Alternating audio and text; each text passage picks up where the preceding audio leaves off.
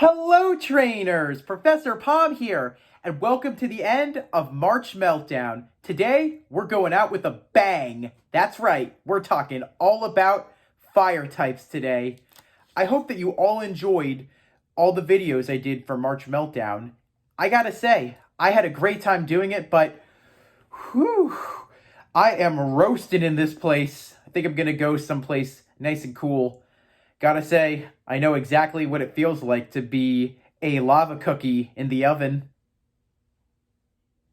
While some people wonder what the strongest type of Pokemon are, I would have to say I think Fire type are some of the strongest out there. While I do agree that Dragon do hold a different spot, I think Fire is great to have. After all, you want firepower when you're going through.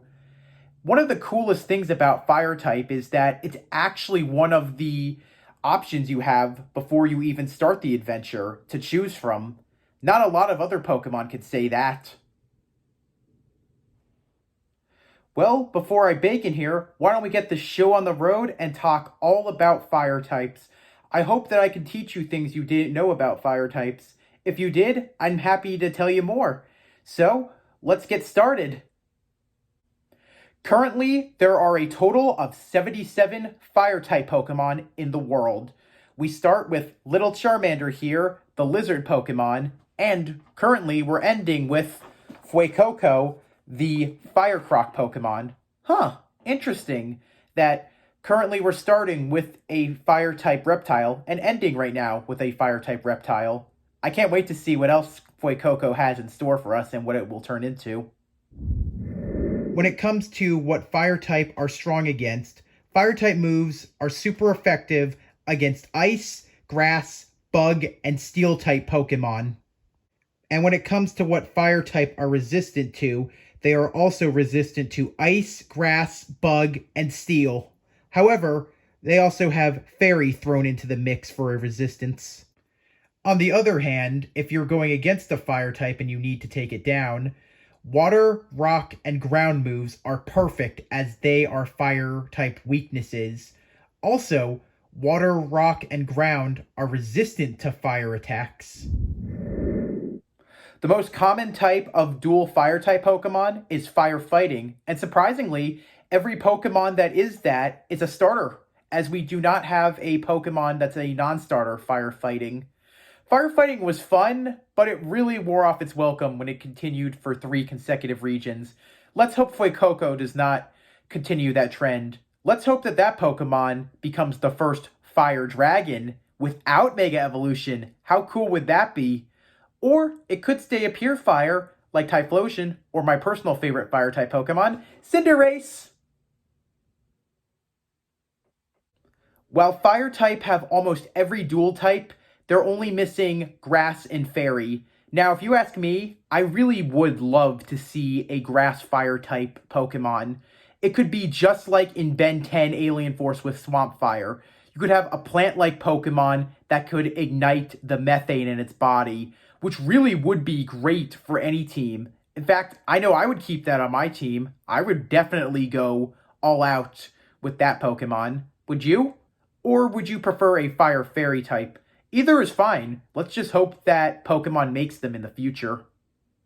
When it comes to choosing a starter, there is never a wrong choice. Whatever you want, or if you're going through gut, do whatever you want. However, I would make the argument that going with a fire-type Pokemon is a smart move. The reason I say this is because if you choose a grass Pokemon, it's very easy to find a water-type Pokemon early. The same thing goes with a water-type Pokemon, as finding grass Pokemon early is easy. With fire-type, you often need to wait after you've beaten 2 or 3 gyms before you get it. Also, since most games start off with a wooded area or a forest and a lot of bug Pokemon make their homes there, it's very good to start leveling up in the forest with a fire-type Pokemon, as bug Pokemon are weak to fire moves. Also, fire-type Pokemon learn strong moves early on, so if you want to get that move quickly, go to the forest and keep leveling up there. However, starting off with a fire-type Pokemon can also put you at a major disadvantage. The only reason I say that is because most of the gyms that have been the first one are a fire-type weakness. Brock, Roxanne, and Rourke were all rock-type gym leaders, and as you know, rock is a major fire-type weakness. However, sometimes your fire Pokemon can learn a move that can give you the edge in its fight. Sometimes they can learn a steel move, or sometimes they evolve into fire fighting type Pokemon, which gives you an edge in the fight. So don't worry, choose whatever you want as a starter. You'll definitely make it through the first gym leader, even if your fire type has a weakness. There are plenty of fire type experts in the world of Pokemon. When it comes to gym leaders, we have Blaine, Flannery, Chili, and of course, Kabu. When it comes to trial captains, we only have Kiawe. Surprisingly, with villainous team leaders, we have Maxie from Team Magma and Lysander of Team Flare that are fire type experts. We even have them as Elite Four members with Flint and Malva. Surprisingly, we don't have a fire type only champion. However, I would make the argument that Charizard does fit that bill, as there have been 4 champions that we have so far that use Charizard in their battle. Similar to poison, electric, and ice type Pokemon, fire types can also inflict a status condition to a Pokemon while in battle, and the one they inflict is burn. A burn can be very helpful in any sort of case. Interesting to note that fire type Pokemon are the only starting type that have the ability to inflict a status condition that are not dual type. If you are burned, the good items you could use to help you out would be a burn heal and a full heal. Also, if you want to go with medicines, go with a Rostberry or a Lumberry. Those are really good to deal with a burn for. When it comes to fire type moves, there are a total of 35. 21 of them are special, 12 of them are physical, and only 2 of them are status moves. Generation 5 introduced the most, with 11 moves in total, while Generation 6 only introduced 1.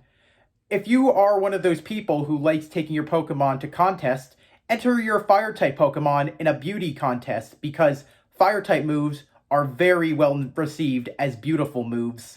After all, fire is oftentimes seen in art as well as isn't art. Have you ever been to Hawaii or seen Marowak's Alolan form? Seeing a show where people use fire is impressive. Even fire breathing is considered an art. However, you could also say the same thing with some pyrotechnics. Look at 4th of July with all those lovely fireworks we have off in the sky. Now that is a beautiful display of fire. When it comes to a fire-type Pokemon, the most common abilities you will find in fire-type Pokemon include Blaze, Flame Body, Magma Armor, White Smoke, and of course, Flash Fire. Pokemon like Numel that have the ability Magma Armor cannot be frozen, which is good for a fire ground type. Numel does not have White Smoke, but White Smoke's ability is very simple to it, as it prevents stat changes, while Numel have the ability Oblivious, which also ignores stat changes. The Flash Fire ability that Pokemon similar to Ponyta and Rapidash have their firepower raised when a Pokemon hits them with a fire attack. It also negates the attack. The Flame Body ability that many Pokemon have, in this case Magmortar, Magby, and Magmar, has the ability to burn the opponent if they make physical contact with an attack. And finally, the best ability, in my opinion, that any fire-type Pokemon can have is Blaze. Every starter fire type we have has this ability. What Blaze does is when a Pokemon is in red health or is in trouble, its fire moves are powered up to the max. For those of you who don't have Pokemon with the ability Blaze, since many fire-type Pokemon don't have it, no worries, there's other ways to get your Pokemon's firepower to the max. You don't have to IV or EV train. You could always use items. For those of you who want it one time only, you could use the Fire Gem. I must warn you though, a Fire Gem is a single-use item. After it's used, you cannot use it again. But if you want to keep it going, you could always use the Flame Plate or good old Charcoal. However, if you want to be competitive, you could use Charcoal, the Fire Gem, or the Flame Plate on a Pokemon with Blaze, because Blaze doubles the attack when the Pokemon's weak, but when it also has that item with it, that'll go times 4. Did you learn anything new today about fire-type Pokemon? I'd love to know. Who's your favorite fire-type Pokemon, and who's your least favorite? Also, what fire-type move do you like the best, and which fire-type move do you like the least? I want to give a huge thanks to Tekranova for my Fire Rabbit Within shirt. She's an incredible artist on Etsy. That's where I buy my shirts. And if you want to buy a shirt, please give her the business she deserves. She's an incredible artist. I have to say, it really is getting hot in here, and I think I'm going to go someplace, as my flying taxi has arrived, as you can tell. I'm going to go to Chichester for a little bit to cool down in the snow after being in this heat for a while. Well, before I go, I just want to say, if you liked what you saw, please leave a like. If you want to answer any of the questions I said, or you have an idea that you want to have turned into a video, or you wish for me to talk about another typing, please comment. And if you like what you saw and you wish to see more, always hit subscribe. Thanks for watching. Palm out.